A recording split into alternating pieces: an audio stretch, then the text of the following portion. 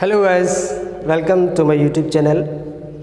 Today we are going to discuss about how to write a letter. We know that there are two kinds of letter, formal and informal. So we are going to discuss that formal letters. Please look here. Imagine that you are Rakesh. ये question है.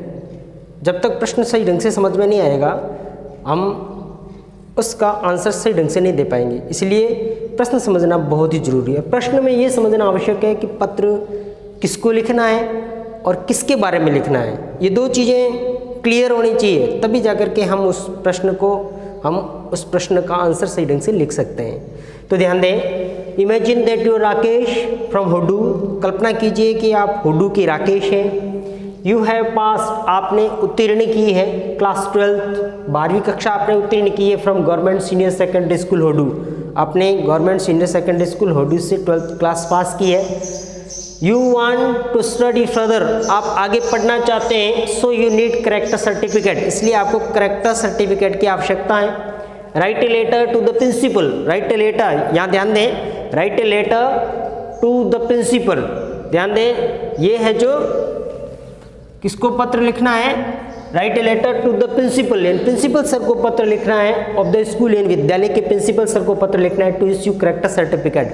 Character certificate issue करने, जारी करने के लिए principal sir को पत्र लिखना है. तो अपने को ये बात क्लियर हो गई है कि पत्र किसको लिखना है.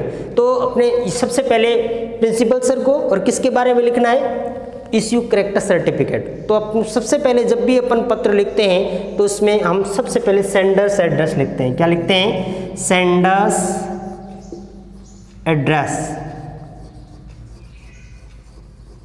यानी भेजने वाले का पता. सेंडर इन भेजने वाले का पता, यानी जो लिख रहा है. यहाँ कौन पत्र लिख रहा है, या राकेश है. देखो लिखा हुआ, इमेजिन दैट यू राकेश, आप राकेश है और कहाँ से, हुडू. तो ध्यान रखें, राकेश पत्र लिख रहा है जो कि हुडू का निवासी है. तो आपको हुडू का निवासी मानते हुए यहाँ अपना पता लिखना है. अगर एड्रेस दिया हुआ है तो ठीक है, यहाँ हुडू गाँव दिया हुआ है तो अपन हुडू लिख देंगे. लेकिन इसके अलावा जैसे एक मोहल्ला वगैरह है तो वो आप काल्पनिक लिख सकते हैं. कोई ज़रूरी नहीं है कि वहाँ वो स्थान है या नहीं है, वेरीफाई कोई नहीं करेगा. इसलिए आप जो भी अपना जैसा चाहे वैसा है जो आप एड्रेस बना सकते हैं. लेकिन ध्यान रहे, एड्रेस है वो 3 पंक्तियों से ज़्यादा नहीं होना चाहिए. अपन जानते हैं कि पत्र में जैसे पहले अपन पत्र लिखा करते थे तो यहाँ से शुरुआत करते थे, यानी अपन राइट साइड से शुरू करते थे. लेकिन अब जो ये पैटर्न चेंज हो चुका है. अब जो अपन हमेशा जो प्रिवेंट में जो अभी प्रचलन में है वो है जो बाईं तरफ से यानी लेफ्ट साइड से अपन शुरू करते हैं और 3 पंक्तियों से ज़्यादा अपना एड्रेस नहीं होना चाहिए. तो देखो ये भी अगर पता दिया हुआ है, प्रश्न में पता दिया हुआ है तो अपने को एड्रेस वही लिखना है. ध्यान रहे, अगर नहीं दिया हुआ है तो अपन कोई भी काल्पनिक एड्रेस लिख सकते हैं. तो एड्रेस लिखने के बाद में यहाँ एक पंक्ति अपन छोड़ देंगे, इसके बाद में लिखेंगे डेट. अब ध्यान दें, डेट लिखने का तरीका है वो 2 तरह का है. जैसे आपने लिख दिया, सबसे पहले अपन डेट लिखेंगे, उसके बाद में मंथ लिखेंगे, इसके बाद में ईयर लिखेंगे. ये तरीका है जो कि अपना जिसको अपन कह सकते हैं ब्रिटेन इंग्लिश का तरीका है. और एक जैसे अपन ऐसे नहीं लिख सकते, जैसे अपन ने लिख दिया 3/6/2021, ऐसा अपन नहीं लिख सकते. क्यों? क्योंकि अपन जानते हैं कि जो अमेरिकन इंग्लिश है उसमें पहले मंथ लिखा जाता है और उसके बाद में डेट लिखी जाती है, तो वहाँ थोड़ा गड़बड़ हो जाता है. इसलिए अपन ये तरीका नहीं लिखते हैं, बल्कि अपन लिखेंगे सबसे पहले डेट लिखेंगे, उसके बाद में मंथ लिखेंगे, उसके बाद में ईयर हाँ, ऐसा लिख सकते हैं. पहले मंथ लिख सकते हैं, June 3rd 2021, या लिख सकते हैं. इस तरह से अपन लिख सकते हैं या इस तरीके से लिख सकते हैं, लेकिन ये तरीका राइट नहीं है. ध्यान दें. और इसी प्रकार से ये जो अपन ने डेट लिखी है, इस डेट को सही तरीके से अपने को लिखना है. इसके बाद में अपने को एक लाइन, एक पंक्ति और छोड़नी है, ये ध्यान रहे. इसके बाद में अपन लिखेंगे किसको पत्र लिखना है, किस अधिकारी को पत्र लिखना है. उस अधिकारी के जो भी पद है वो अपन पद लिखेंगे, ठीक है ना. तो सबसे पहले अपन लिखेंगे द प्रिंसिपल, और उसके बाद में इंस्टीट्यूट यानी संस्थान कौन सी है, गवर्नमेंट सीनियर सेकेंडरी स्कूल हुडू, जो कि इसके अंदर दिया हुआ है.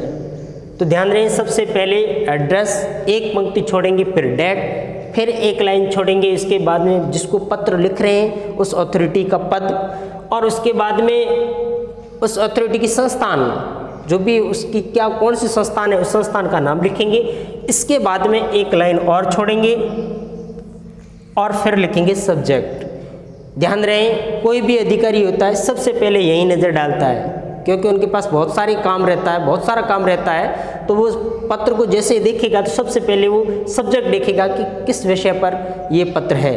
तो ध्यान दें ये बिल्कुल है जो ज़्यादा लंबा नहीं होना चाहिए, बिल्कुल शॉर्ट में होना चाहिए और अच्छा होना चाहिए और देखते ही समझ में आ जाना चाहिए। इस प्रकार से अपना सब्जेक्ट होना चाहिए, अपना विषय होना चाहिए। तो जैसे विषय दिया हुआ होता है, अपने विषय है जो और कहीं ढूंढने की आवश्यकता नहीं है, जो अपना क्वेश्चन है उसके अंदर दिया हुआ होता है। तो जैसे यहाँ दिया हुआ है टू इश्यू कैरेक्टर सर्टिफिकेट, तो ये अपने को यहाँ लिखा हुआ है, तो अपन यहाँ लिख देंगे subject to issue character certificate. उसके बाद में अपन लिखेंगे सॉल्यूशन, संबोधन, तो इसमें सर या डियर सर दोनों में से कुछ भी लिख सकते हैं। तो पहले जो पत्र लिखते थे तो कॉमास वगैरह लगाते थे, पंक्चुएशन मार्क लगाते थे, लेकिन जो वर्तमान में जो प्रिवेंट फॉर्मेट चल रहा है उसके अंदर ये कॉमास या इस प्रकार के डॉट वगैरह लगाने की आवश्यकता नहीं है। जहाँ ज़्यादा ज़रूरत है तो लगा सकते हैं, ऐसी कोई बात नहीं है, लेकिन लगाने की आवश्यकता नहीं है। तो इस प्रकार से अपन, और वर्तमान में जो एक नया फार्मूला चल रहा है वो ये है कि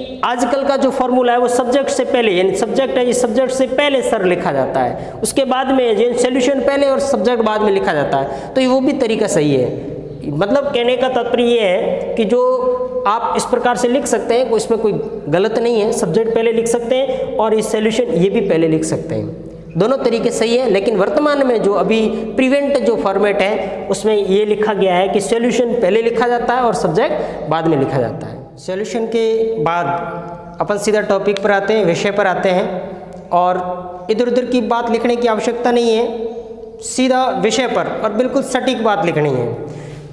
तो अपन लिखेंगे I wish to state, I wish मेरी इच्छा है या मैं बताना चाहता हूँ, आई विश की जगह आप वांट भी लिख सकते हो।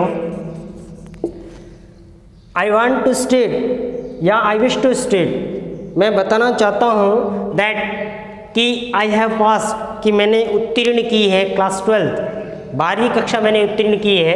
दिस ईयर इस वर्ष फ्रॉम योर स्कूल, आपके विद्यालय से मैंने इस साल 12वीं कक्षा उत्तीर्ण की है।